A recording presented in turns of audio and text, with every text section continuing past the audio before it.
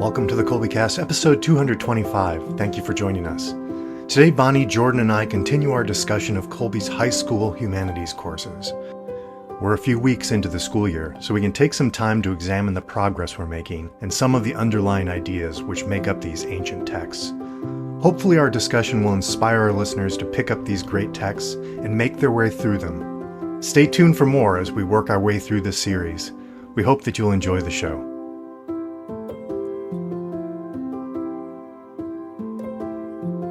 Hi there, I'm Bonnie, Kolbe homeschooling mom of 4 lads and lasses, liturgical musician, popcorn, and podcast fanatic. And this is Stephen, homeschooling father of 5 and chief homeschooling officer for Kolbe Academy. And I'm Jordan. As a product of homeschooling, I'm proud to teach Greek and Latin for Kolbe online and serve as the Alumni and Public Relations Director. All right, so it's a Friday afternoon, and I'm sitting here visiting with Jordan and Stephen. We're going to continue our conversation that we began in episode 220, Decoding Mythology to Reveal Christianity. It's an ongoing series that we have just begun on a study of the humanities. Stephen is back from traveling to both sides of the United States in the past few weeks. So, Stephen, do you have any noteworthy roadside attractions to tell us about? We should be sponsored by Love's Travel Stops. Yeah. So when we started our journey originally from California to Arkansas, we drove back and forth many times, and that was about a 25-hour drive, but it's primarily on the US 40. So with all of the kids and stuff, the Love's stations I knew would be close to the interstate. And they're all set up fairly similarly, and they have clean restrooms for the most part, with big clean restrooms because they're set up for truck drivers. So I'd be filling up the car with gas. All the kids would run in and grab a snack if they needed to, use the bathroom. And then we'd be back on and moving. So we visited a lot of Love's Travel Stops over the way. So I didn't. Especially getting back from things, I tend to get focused on the end goal. So my trip back, I had about a 17-hour stretch while I was driving by myself. So there it's audiobooks. And I do have to confess that when I drive by myself and it's that long, an occasional pipe in the truck helps to focus in then. So it was good to be able to take both of my kids to get them a good start in their college year. But oh goodness, there's so much to that. There's the bittersweetness. Definitely need your kind of go-tos to make it through the long drive, the long haul like that. Yeah. Okay, Jordan, how have you been, and how is your new teaching venture going? Oh, really well. Thank you for asking that. So I'm teaching at Our Lady Seat of Wisdom College that's in Ontario, Canada, but I'm doing that online. That has been so much fun. I just started that this week, and it's very different because I'm just so used to teaching languages all the time, and this is really an excuse. I just poured into the opening lecture, didn't really have to prepare much, but just all my experience and background in academia from Germany. So it was the first week I lectured on the 2nd century, the classes on 2nd century Christianity, and I did 2nd century Christianity in scholarly perspective. So I was trying to show how the history of scholarship on that century specifically, and where we currently are. And I wasn't sure how they were going to take it, but we do a lecture, and then the next class is a seminar, so it's a discussion. And I think the students loved it a lot. I mean, they were saying, we haven't read anything like this really, because it's another great books college, but that's partially why I wanted to do that, is kind of challenge them with what they're going to be challenged with when they go to grad school and things, and turned out to be really well.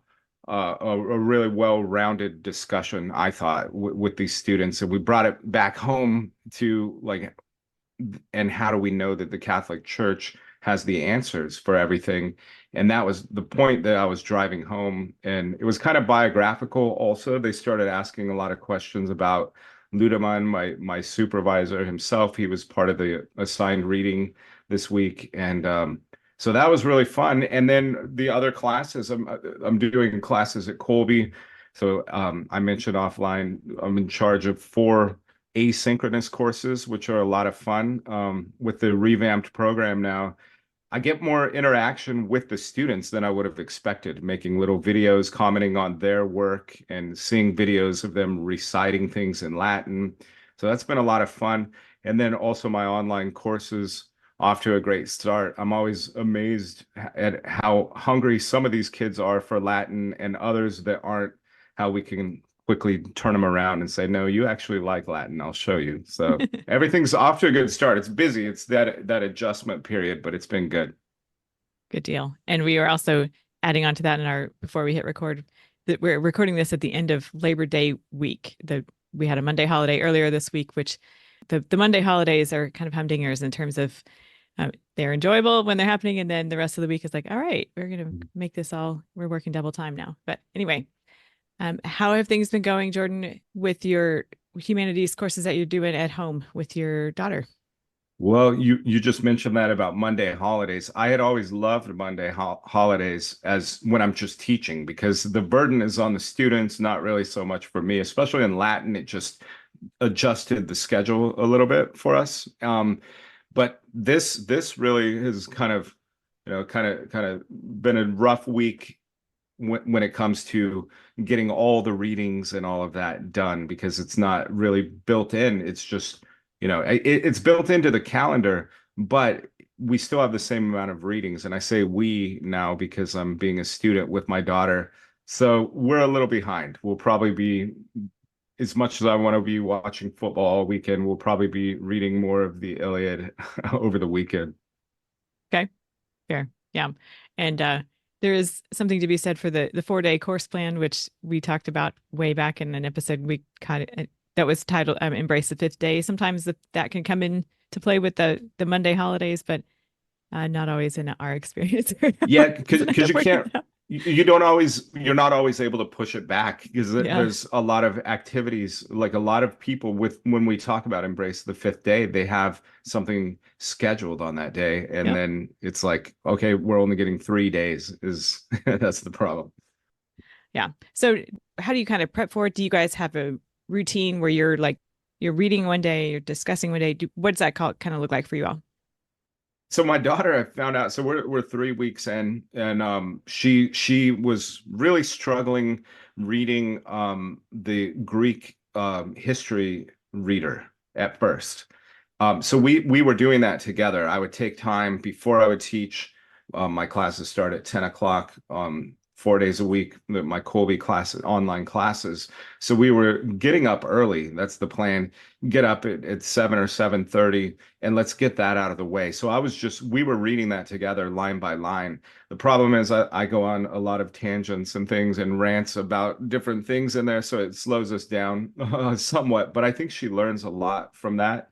What she's wanting to get to is really the catechism. She's loving reading the catechism, and then also the Father Lowe text, which is the intro to sacred scripture. Especially the first chapter is fantastic. And there's that. And then she wants to do Greek. She's really, so I might have mentioned we were doing Greek instead of Latin. I gave her the choice. We can start with Greek if you'd like, since we're reading, the Greek year. And she's really enjoying Greek. She says that's her favorite. So we put a lot of time into that. And then the Iliad, we've been reading on our own. So I thought I had a book, so we only ordered one so that we'd each have one, but I cannot find mine anywhere. So we're sharing a book. So that one is more, when I'm teaching at Kolbe, I'll usually tell her, go and read the Iliad, and I'll read it a little bit later. So we pretty much get everything done by the early afternoon, even with some stops in my schedule for Kolbe work and teaching and stuff. But she's been able to keep it up really well, better than I have. That's for sure. Good deal. Anything standing out so far to you guys as you've been reading? Any musings you want to share with us? Me, it's a little bit different because my daughter's actually taking an online course for the Greek literature this year. So she's going through the Iliad as well right now.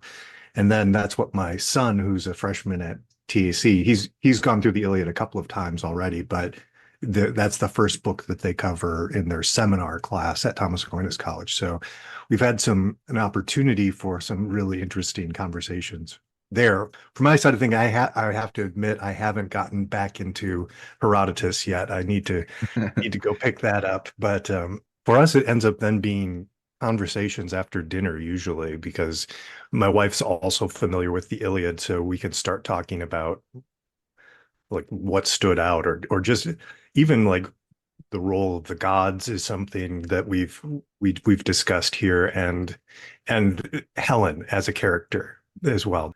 So it's just some nice little touch points. But for me, it's been primarily the Iliad so far.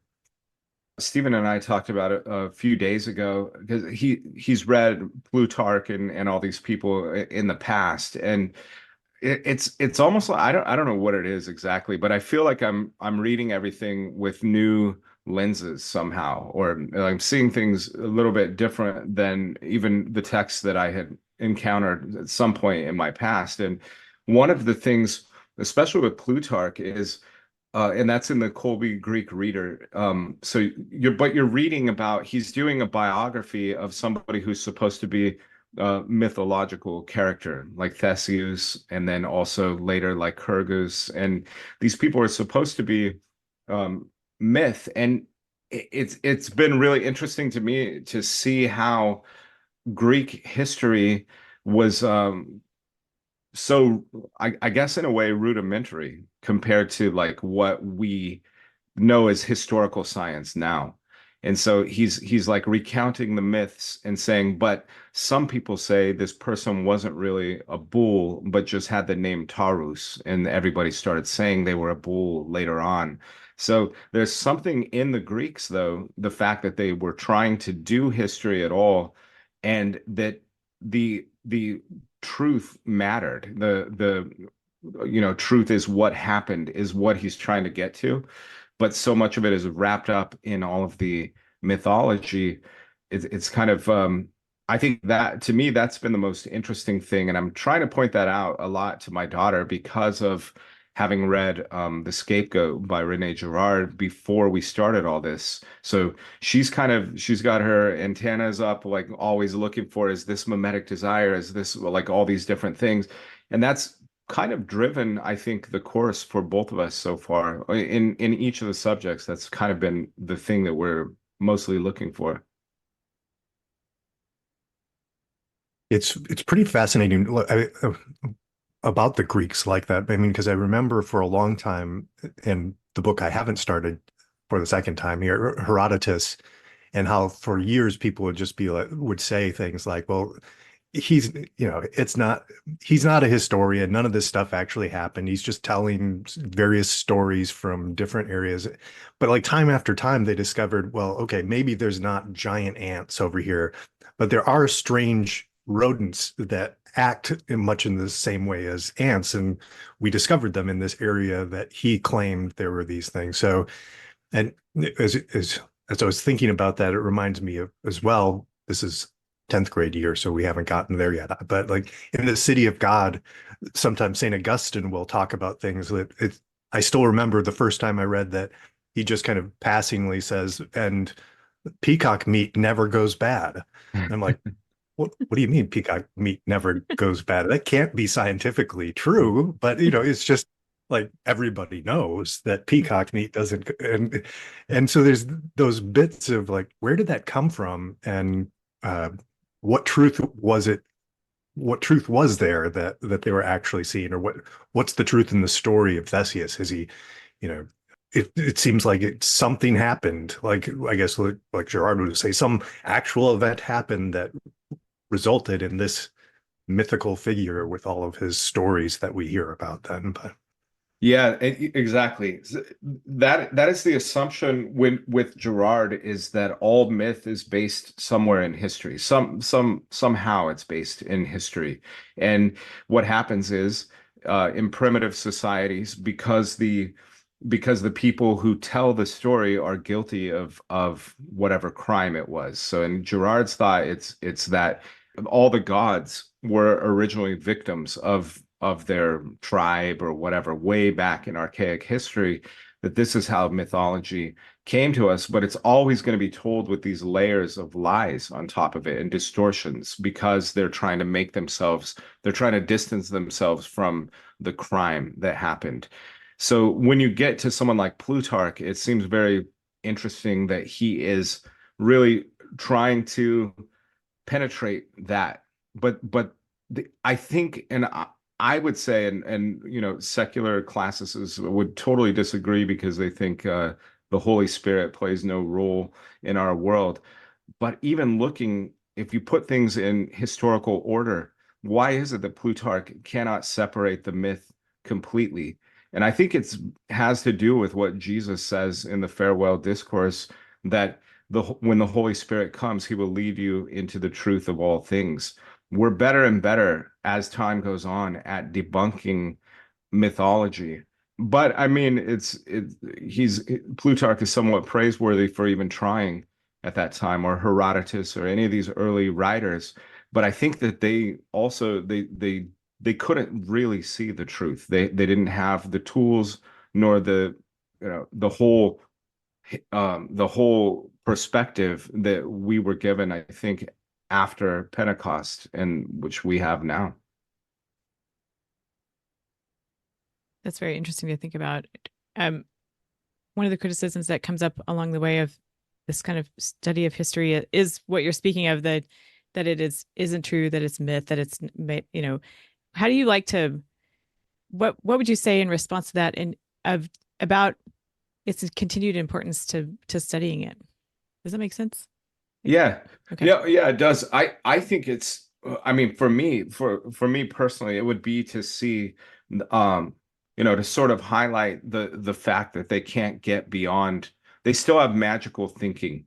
There's a lot of magical thinking, and magical thinking is probably really what the West, post the coming of Christ, has done away with. I don't know where else that's happened, but they talk about, if you went to a little tribe somewhere that was kind of untouched by modern society, and you find that they have magical thinking. They think that the causes of disasters and things like that, that they don't have to have natural causes. So for example, if somebody's like, if something falls on one of these kind of people's like cousins, and they die, they would blame that on magic, and they would say, but you'd say, no, it was just, it was just an accident, just a coincidence that the ladder or whatever fell on top of him, or whatever it is. But they would say, yes, but why right then? Yes, what? But it had to, there's no accidents. It had to happen then. There has to be a cause, but they can't trace where that cause comes from. And so it's attributed to some sort of magic, or somebody made it happen. You think of like voodoo dolls, or any of those kinds of things. Well, I think that we respect maybe too much and relate too much to even the sophisticated pagans that were pre-Christ, and we assume that they didn't have magical thinking bound up with them, but I think they did. I mean, we know they did. And so what makes it then interesting to me, and to say why it's important to read that, is to then see the difference, and be able to place, Herodotus or Plutarch in their time, and see the difference between them and then later historians that came along. The other thing is it gives you a perspective into Greek, like the Greek mind, to realize that everything was cyclical anyways. They didn't have linear history, and all of that came after. So now we have the idea of progress, and all of these things that we champion as good, always going forward into the future, but they didn't really have that either. So it's almost like, what are they doing? They're just catching some moments along the cycle, and it's going to return eventually anyway. So it gives you insight into the Greek mind, really, to see those things, this magical thinking, and also this cyclical idea of time. I think, at least to me, it seems that the Greeks, with some of their works that we're doing kind of in literature, or their poems, their the plays and things, certainly, but also, we're not going to read this at Kolbe Academy necessarily, but getting into, well, we do read Plato, and then Aristotle, which is basically, would be like the teacher of St. Thomas, who is held up in our church. So they seem to me to be kind of the pinnacle of what you could achieve without Christianity. There, and here in the Iliad, we're going to be we seem to be looking at what is virtue in a martial setting. What we're going to be given examples of various men and see who's treated as being noble or great, and who's considered, hateful or weak or cowardly, all of those different things. And I think that's really one of the challenges too, to approach these old works, because we tend to, at least here at Kolbe, we tend to approach everything with our Christian viewpoint. And it's one of the very valuable things to go to a time before the incarnation, and to see what were things like, because yeah, it's different. But there's value in that. I also think that I mean, these are the works that have withstood the test of time. So it's both important to see, well, like, to think about why are these books the ones being read. But in addition to that, these are the books that the great thinkers of the Western world read as well. So it's a common experience that when you enter into this, we're entering into the same sort of formation that people have been going through for centuries, or perhaps.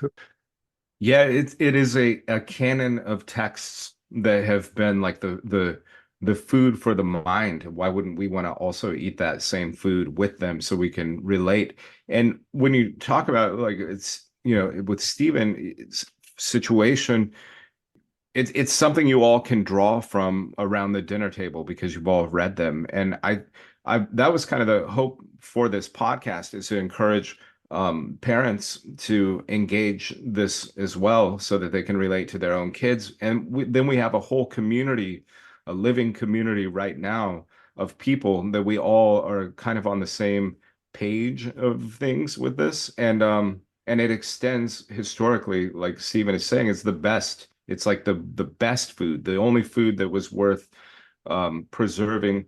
Unlike I guess it's the peacock of the peacock of literature, the only ones that lasted. And I was gonna say, yesterday in my Latin class at Kolbe, we were reading, and I love reading this part of Julius Caesar and the Gallic War, where he starts talking about the Druids, because I the students almost are like, maybe he's exaggerating because because he wants to make it look like these people we're conquering really were so barbaric. But there's a description of, how they have to sacrifice, and they try to and it's human sacrifice still. And I've always taken it that Julius Caesar was basically disgusted, having living in an empire that was sort of based on, Greek. So it's the Greco-Roman ideas. They're more advanced, like Stephen was saying before. It's like as far as you could go without Christianity.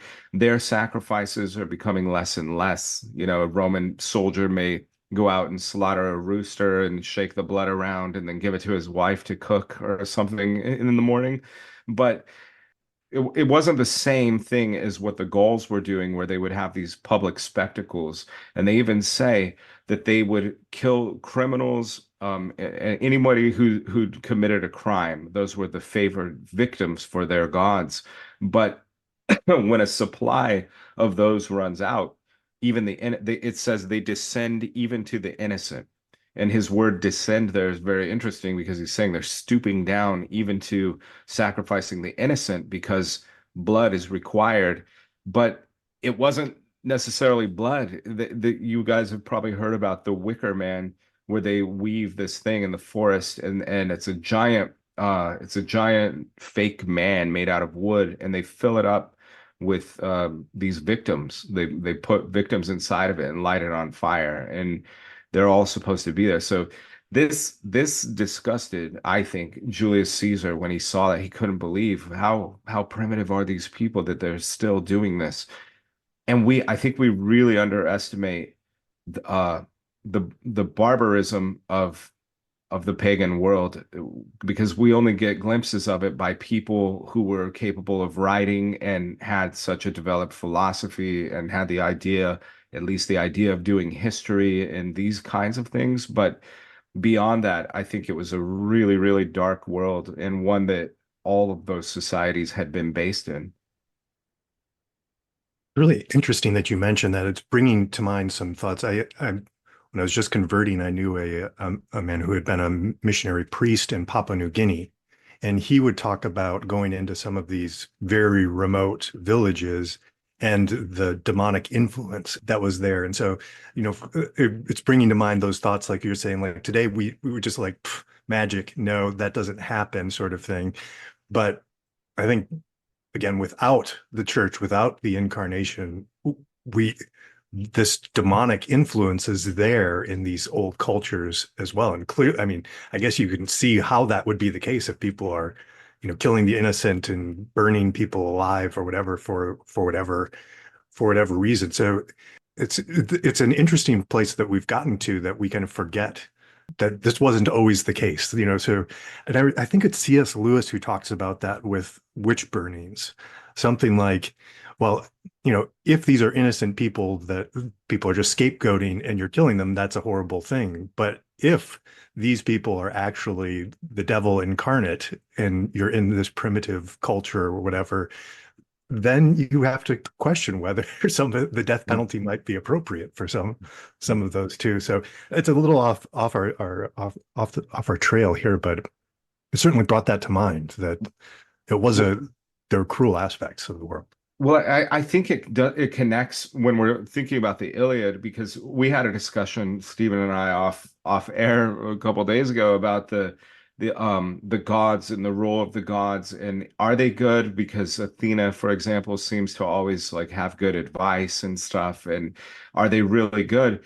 And in the cultures where these myths originated, I don't think they really ever thought of their gods as good. And that's what the church fathers were pointing out in their early apologies and things, that the gods are promiscuous and they're corrupt and they're all these things. They might have been praised for some superpowers they have or whatever, but these peoples were really afraid of, I think they were afraid of their gods. They're just trying to placate them, and they were so that's a big difference also, and that's one that probably where you could, what somebody should do is look closely at the early apologists and see how they talk about the the pagan gods and things, because they are seeing it with very fresh eyes. They realize there's never been people like us in the world, people who are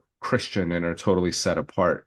Whereas as far out as we are now, even though we shouldn't do this, we're pretty, I think we're kind of lax, and we're tired, and it just looks old, and we just accept things as being old rather than seeing it through radical eyes, the way those first Christians did and articulated at the at the risk of their own life. I mean, their life is they're facing the death penalty, and they're still calling out, because they can never say that those gods are real. First of all, that's probably the main thing, is speaking of debunking mythology, they can't say they're real. Why would I sacrifice to them if they're not real? I don't think they were even so much worried, I'm sacrificing to a demon. Maybe some of them were, but I think it was more because what are the charges against them? The charges are, you are atheists, meaning you don't believe in those gods anymore. And So I think that was the thing. The Holy Spirit ruined that whole sacrificial mechanism for the world's peace. And wherever and that's borne out in history, wherever Christianity goes, sacrifice ends. I remember a friend of mine had gone to see an exhibit. It was like a recreation of the Parthenon at a museum, and he spoke to that. There was a statue of Athena there, and he said it was very clear this was not supposed to be like the kind mouth of wisdom or the that we might envision here. This huge statue of a fierce goddess who is to be feared and maybe worshipped as well, but it isn't worshiping like we're used to in Christianity, where it's a love that you're aspiring to. It's a stand back and hope you're not struck down. And probably because it's our inheritance when we think of the Western gods like that, and they normally they've been tamed. They've been tamed in our eyes. But then when we look at something like the Mayan culture, the Aztec culture, or even the people that follow Hinduism, and we look at their gods, and they look more terrifying to us because we didn't really inherit through them. And so I think I wonder, it'd be interesting to see what people would think though if they saw, because the statues and everything, we picture them like the White House and like what Washington D.C. looks like, but everything was painted in ancient Greece, and they had, and really ornately, all the statues of the gods and all of that were painted in bright colors and things, and we don't. Maybe that's partially what we're doing in reading this again, is now we're reading it with the idea of we're seeing the colors that are there, hopefully. Yeah, again, I seem to be referencing everybody, but my father-in-law at one point was talking about how it's that distance that allows us to really go back and delve into the Iliad and all of these Greek works and these Greek readings, because we're so far removed now. So it's safe. For those early Christians to be spending a lot of time reading these, I'm sure would have been like, you can't go spend all your time reading about these gods and goddesses that we know are false. Now you have to step away from that. You have to remove yourself from that world. But nobody that I know of has ever been tempted to start worshiping Zeus after reading the Iliad or anything like that.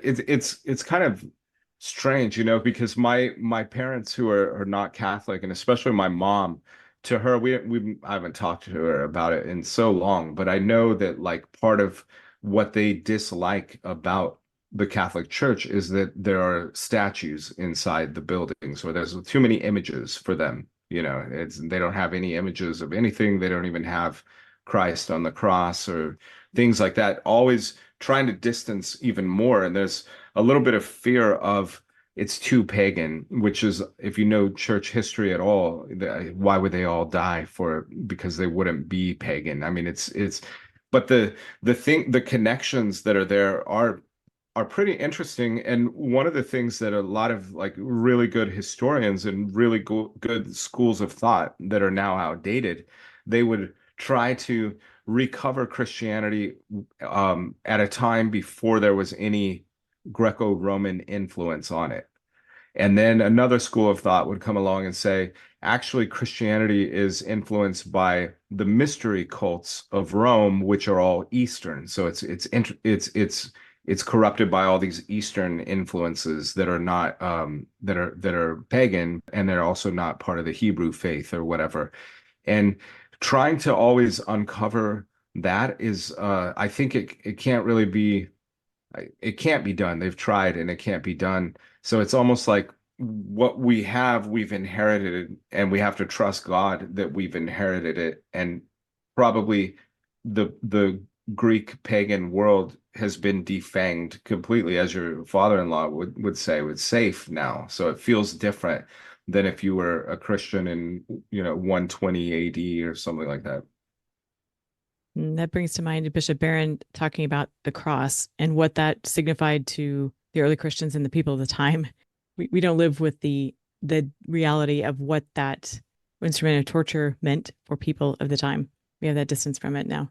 Yeah, and it's the oldest symbol, really. I mean, of Christianity. It's the oldest symbol that's of all religion, probably. You know, I did my master's in religious studies, and I remember when it really hit me that the Eastern, what we call religions, aren't really religions in the sense that, you know, that I learned to define, I guess, or to think about religion. So in that program, you could study, there were three broad categories. You could study the Eastern religions, you could study monotheism, or you could study what they called contemporary religion. Although my professor that hated that part of the program would say over and over, nobody knows what that means, contemporary religion, but okay. So, but in monotheistic religion, then you're looking at just Christianity, Judaism, and Islam. And within that, then you can focus even more. And during that, though, I started thinking of, we would get students who were doing the Eastern religions, and in discussions, it became clear they're not really religions, in the sense that monotheistic religion would call itself religion.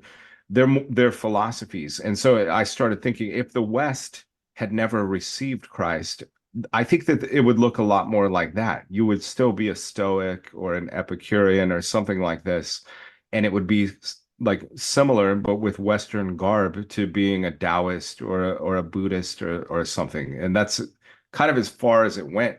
But in thinking through it that way, it also comes clear to me, at least, that, you know, after Jerusalem was sacked and destroyed in 70 AD by Trajan, ruined the temple and completely eliminated the ability for sacrificing within Judaism, they recovered and basically reinvented themselves as rabbinic Judaism. But if you could say there was a foundational moment, because it's not a religion based on sacrifice anymore. It's been reinvented and refounded, really. It's younger than Christianity. It's younger than the church, as is Islam, obviously. And Hilaire Belloc, who a lot of our listeners, I'm sure, are familiar with, he writes about Islam as a Christian heresy. And he's probably right, but it's been so long, it just looks like, and it's so big, it looks like its own thing. But what that means is, when we're encountering the time right before Christ, we're seeing the end probably of all religion and the invention or the manifestation of the one true religion, with Christianity coming into existence. All the rest are reactions, or I'm talking about the rest of the other two monotheistic religions are reactions to it. And then the rest of the world is living in some sort of pagan philosophy. So as you were talking, it was reminding me of Dr. Lavoie, his book, and hiding of the, you know, how they would have wanted to hide the shroud from the early Jews, because there were no images allowed within, you know, and you see constantly, like in the Old Testament, that anytime they're always making, whether it's the golden calf, or they're making these images and worshiping them. So the Old Testament scriptures are constantly filled with this, like, why do you worship, you know, stones and things that can't sense or think or whatever? And, you know, it makes absolute sense. So I guess when we're getting to Christianity, that God becomes man. So there is a figure to worship. You know, there is, and it kind of restores that order of things, where as man, we need our senses. But I can see then when there's that, I mean, again, all sacrifice seems to end with the rise of Christianity, like you said. So all of those other signs and distractions almost are now replaced by the truth, you know, I guess. And the truth is incarnate. It's exactly, look at the symbols of the three monotheistic religions, you know, and ours is the only one. So there's the crescent moon, there's the star, and then ours is the one that's grounded on earth in a violent act. It's amazing. If you think, I mean, it is, if you can see it with fresh eyes, which I guess partially is you know, Ellen Finnegan, who when she spoke at our graduation a few years ago, she said, I think I brought it up in multiple podcasts because I thought it was so good, but she made the point that we read, these students read the pagans for so long, and you can connect that with Solomon saying there's nothing new under the sun, and it just feels that way, speaking of the cyclical history and all that. But then with Christianity, then they can see, the students themselves can see, no, this is new. If I'm involved in this, evolution of culture and all of that, here is a point where everything changes. The hard thing is, though, we can't see it that well. It's hard for us to see it as an outsider.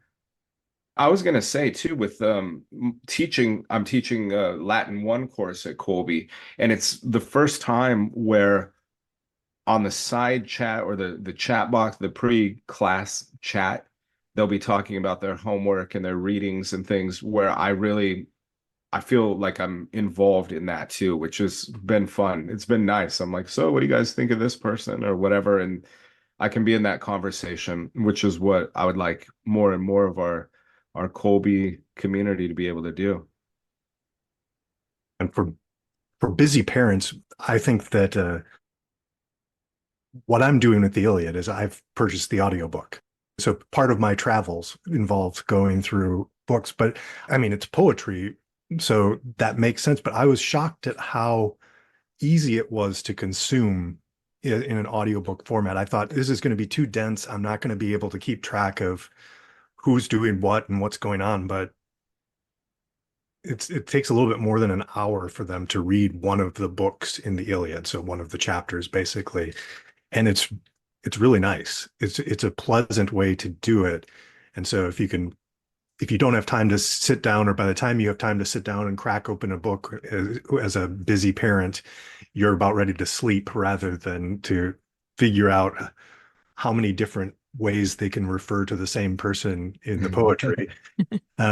This might be a way you can just making dinner or on your way to work or whatever, pop that in and see if you can follow along. So I think it's doable, and they don't have to do the whole program like you're doing, Jordan, too. They pick one of the things that most appeals to you, and then as your child's going through it too, like I said, we've had great conversations about all different sorts of things. But Well, and for people that have a lot of kids who will go through the program, or even a few kids. I mean, that's, as I've said lots of times, the moms are some of the best Latinists that I've ever met, because of they've been teaching 5 or 6 different kids through the same Latin textbook.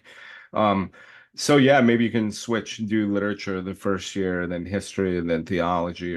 But I was going to say also, I was kind of struck by what a challenge the Iliad was to get into.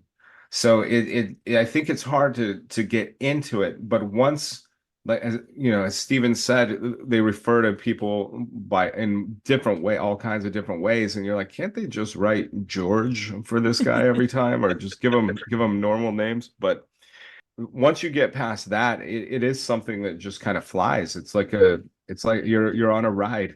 You're on a ride, and you can read it. You don't have to study it that deeply. I think there's the literature professor who was at Magdalen, Dr. Mary Mumbach.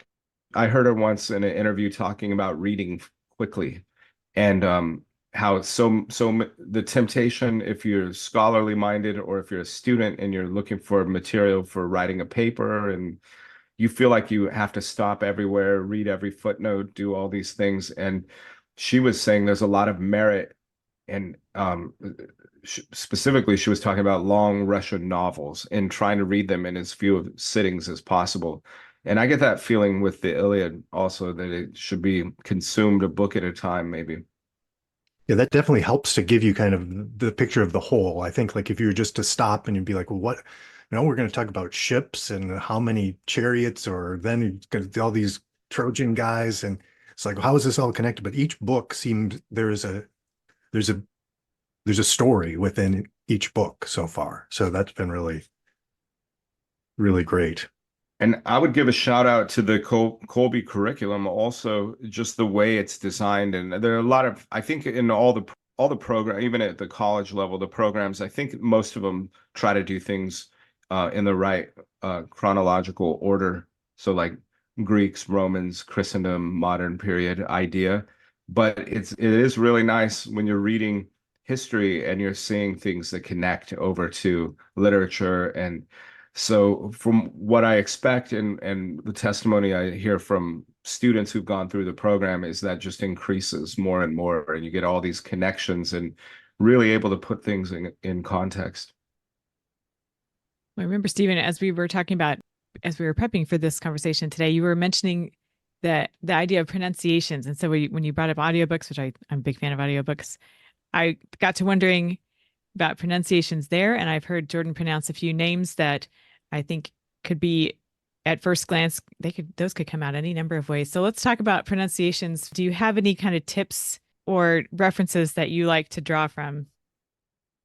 For me, basically, once I started listening to the audio book, I was thinking, actually, this doesn't really matter that much. Just like some of the Old Testament names and things, and you listen to Father Mike say them, and he says, "Well, I've always called it this, but some people say it should be this way." So, in the Lattimore translation that I've been listening to, there's things like, Athene, which I will just still call her Athena, or Achilleus, or all of these different sort of ways. So I think for the most part, you don't have to worry about it too much, but it is good to hear something of it, because I remember I loved Greek myths when I was in fifth and sixth grade, but I didn't have anybody to talk to. Nobody else I knew loved Greek myths. So I would just read book after book. And then I started talking to somebody later on about it, and I would be like, I really like Hades and Athene, because I didn't know there were these like long E sounds, and I'm never quite sure when I start to say it, should I say Diomedes or should I say Diomedes? Because it's like, well, I think it's Diomedes, but then if I have Diogenes, I don't say Diogenes. So I'm not sure exactly what's the right way to say it. So I think step one, don't worry about it. But also if you get a chance to just hear roughly some of the things, then you're close enough that people know who you're talking about then when you when you do it. But I have enjoyed listening to it. So that's good.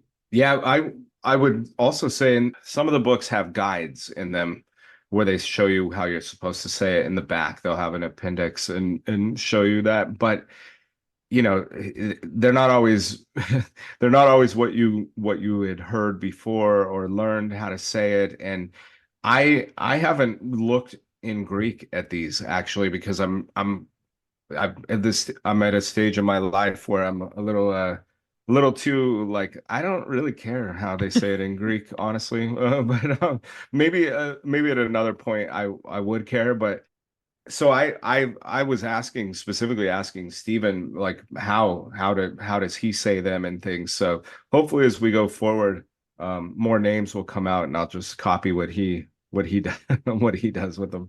Yeah, there's some names that you can tell are closer to, at least I don't speak Greek, but when I hear Greek spoken, like when they're talking about Paris under the name of Alexandros, and you can see it's like, okay, they're getting closer. I can kind of see a Greek word behind that, but then Paris doesn't sound very Greek to me. So I think probably we've just anglicized a lot of these, and it's just I'm going to stick with those. Like when we get to Patroclus, I mean, I'm sure that or yeah, we'll see whether it's Patroclus or whether it's Patroclus. But I'm sure we've just taken them and anglicized them. So I'm not going to call Athena Athene, like I said, as we're going through here. It's just, sorry, she's Athena. That's the way it is. Yeah, well, my daughter and I doing Greek, learning Greek. I've switched recently my pronunciation in Greek, sort of like it's the equivalent of people that do was so-called classical Latin, which we don't do at Kolbe. I don't think any of the teachers teach in classical Latin. We all do ecclesiastical Latin. So I took some time several months ago thinking when I teach Greek again, I'm going to do the same thing for Greek, but their ecclesiastical is modern pronunciation and it can be very different. So the famous like OI, which would always be oi, is just E to them. So my daughter now reading, if we try to infer what the name probably is in Greek when we're reading Lattimore or whoever, I think the translation would, I mean, the pronunciation would be way off anyway, because I imagine they're all based on classical Greek pronunciation. But I don't know about this Athena one. I'm picturing that it might be an Ada, and then that would be, Athene in modern Greek. So I don't really know how they do all that. I should have paid more attention when I was taking classes with classical professors, but It just makes me think of you mentioned the Latin pronunciations, and whenever we get to Caesar's, the classic pronunciations. I always did the church pronunciations, but when you get to the Weni Weedy Wiki thing, it's like, no, this isn't right. I mean, maybe a Weni Weedy Wiki, but if Caesar comes out and says Weni Weedy Wiki, this is not. he's not conquering anybody. No. He talks like that. Well, funnily enough, this came to mind. Stephen and I had talked about this pronunciation thing a while back, and then the feast day of St. Augustine happened not too long ago, a couple weeks ago, actually, at the time of this recording. And the Pillar news agency, the Substack newsletter they sent out on the eve of the feast of St. Augustine, was talking about the pronunciation of his name. How do you pronounce it? And the way we pronounce it now is not how it was said then, and it would be more like Augustinus, probably something along those lines. What do you think about that, Jordan?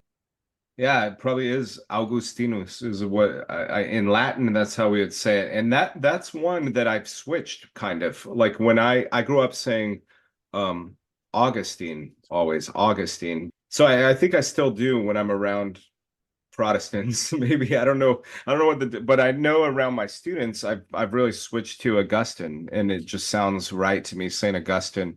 But in Latin, yeah, I'm sure it's Augustinus. But I was going to say, and I almost use that as an example when Stephen was saying, it doesn't really matter how you're pronouncing them, because if you keep going, you'll someday be in a class in college or something where they're saying it all the same way, or the way that the teacher does. And I kind of felt that with Augustine. For some reason, he doesn't seem like the same person when I say Augustine, or that's Luther. Maybe that's Luther's guy, Augustine, and Augustine is for the rest of us. I don't know. Way I feel as well, though, about St. Augustine, because I was being Lutheran. I was Augustine to. There's a lot of things that are standardized that are like almost it's like the process of lock-in. Like when they decided to make all railroads were at this exact distance. Why are the railroads I'm talking about the tracks from each other, and they just had to make a decision, and they can't change it now. Everything's based on that. That happens a lot in languages, I think, and in pronunciations and things. So when we teach classical languages, we have a way that we list the cases, nominative, genitive, dative, accusative, ablative. But if you go to Europe, it's something different. And I remember in Germany, I would talk about like the first conjugation and things like that. And they'd be like, what are you talking? What's the first conjugation? They had no idea what I was even meaning. So I really think that's probably true for pronunciations of all these names. Well, that's helpful to not get too hung up on them. Like yeah. And that kind of goes back to the whole keep reading. Don't get stuck in that one spot. Yeah. Okay. This has been great checking in at this point. We're going to pick this conversation up again here shortly. And so we'll look forward to that. Do you have any resources or recommendations, any other guidance you want to throw out there at this time? I think right now it would be to just keep going. Try to keep up with it.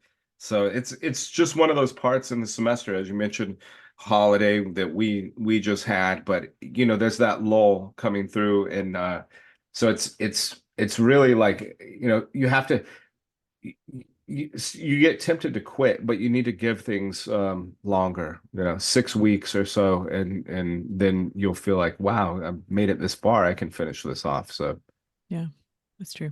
Gonna give it a little bit.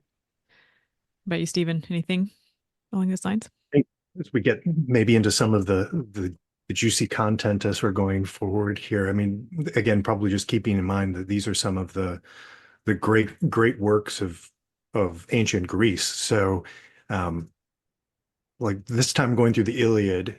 So for those Iliad followers or people who are going to pick it up now, inspired by this podcast, they're going to start. Yeah. That this is kind of one of the great works of for the getting the character of the Greek people and the Greek warrior in particular. So then that, and they have an enemy in the Trojans here too. So there's that opposition there. So I like to look at virtue and who the story is portraying as the great men. So because it's going to feel a little different for us because we have Christian virtue in our mind. As you're going through, I would direct your virtue is one of the areas to focus on, and the role of the gods and the goddesses kind of in what they're saying and the consistency with that. So is it love, Aphrodite, that's saying this, or is this Athena that's whispering the words into, and then I think Zeus is the other thing that I would encourage people to kind of focus on, because sometimes I think we can take people, Zeus is horrible, he's doing these things or whatever as you're going through, but I think it's also interesting to kind of focus on what he's doing in each spot and not discard him as being kind of clownish or anything at times. So that's what I'm trying to pay attention to as I'm going through these books. Like a crash course in nuance. And you can just get through if it's your first reading of the Iliad. Just go through and enjoy the story, but it's interesting to notice different subtleties, I think. All right, well, it's always good to see you guys, and I look forward to picking this up here again with you real soon. Great, thank you. Subscribe to the Kolbecast on your favorite podcast app so that you don't miss an episode. And let us know how we're doing by leaving a rating or a review. And as always, feel free to email us at podcast@kolbe.org. Mary, our Mother, pray for us. St. Maximilian Kolbe, St. Ignatius of Loyola, holy saints and angels, pray for us. Ad maiorem Dei gloriam.